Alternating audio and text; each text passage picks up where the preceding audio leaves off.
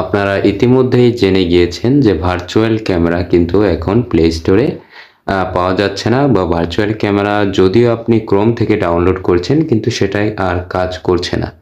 এটার কারণটা হচ্ছে গিয়ে ভার্চুয়াল ক্যামেরা এখন বর্তমানে রিমুভ করে দেওয়া হয়েছে প্লে স্টোর থেকে। তারপর আপনাদের বোঝার সুবিধার্থে আমি একটু দেখিয়ে দিচ্ছি। প্লে স্টোরে গিয়ে যদি আপনি সার্চ করেন ভি ক্যামেরা বা ভার্চুয়াল ক্যামেরা, দেখুন আমি সার্চ করছি, এখানে কোনো কিন্তু অ্যাপস শো করছে না। এবং এখানে যদি আমি ভি ক্যামেরাও লিখি, ভি ক্যামেরা, সেটাও কিন্তু এখানে শো করছে না। এর কারণ হচ্ছে এই অ্যাপসটা রিমুভ করে দেওয়া হয়েছে। এবং এই অ্যাপসটা এখন আপনারা কিভাবে ইউজ করবেন সেটাও আমি আজকে বলে দেব, এবং অ্যাপসটা আপনারা কোথায় পাবেন, কিভাবে পাবেন সেটাও বলে দেব। এখানে দেখতে পাচ্ছেন এখানে কিন্তু অলরেডি ভার্চুয়াল